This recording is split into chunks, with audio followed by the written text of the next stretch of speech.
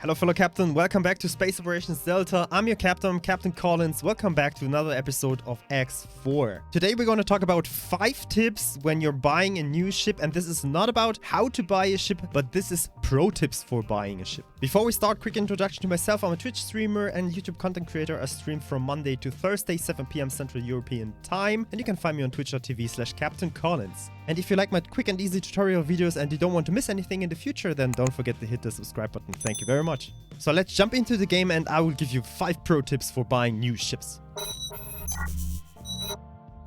So let's start with tip number 1, and this is already a very huge one because it is about buying the same ship at a other faction. Let me give you an example here. Well, let's take for this one a Cerberus Sentinel, which is a frigate from the Argon Empire. You have the option to buy it either at the Argons or at the Antigone. And this is an example for every single other faction, like for Teladi and the Ministry and the Paranid and the Holy Order. If we go into the Argon Wharf and try to buy a ship, we take the Cerberus Vanguard, then we just start looking at a hull and a container storage, because this is the very top. This will explain what I mean. We have hull 17,000 and container storage 1700. If we go back and take a look at the Antigone Wharf, that's the same ship, the Cerberus Sentinel, and we have different stats there. The hull with 20,000 and the container storage with 2100. So TLDR, stats are different, but also price is different. Tip number 2, you can get the same parts at different factions with different stats. So let's take, for example, a shield. You can get shields at the Antigone, which gives your frigate 6,100 shield points. Now let's go to another wharf. Let's take, for example, the Holy Order Wharf, and there we go and take also the frigate, and this will give us shield points 5,500. So that way you can maximize all the stats you can get for one type of ship by flying around in space and getting all the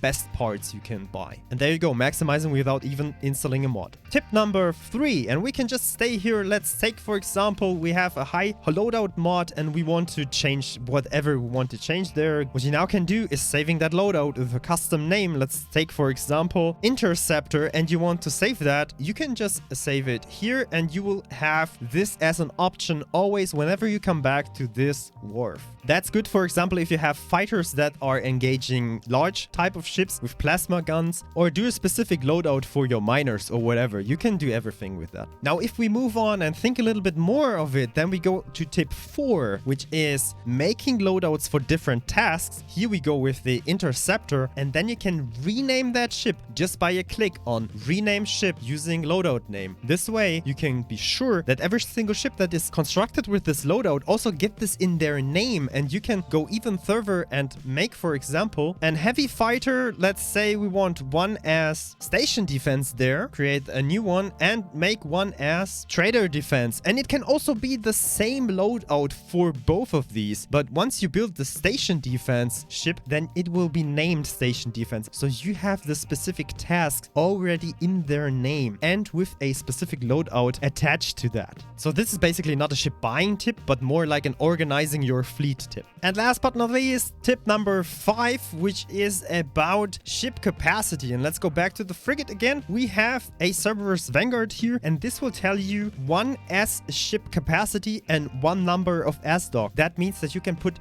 2 S type ships on it, because one is in the dock and one is docked at it. If we're going one further and go into the split faction and go to the Raptor, then you will see you have 100 ships in their capacity and 21 docks. This means this ship can hold 121 S-class ships at once. Just to blow your mind. And now let's go back.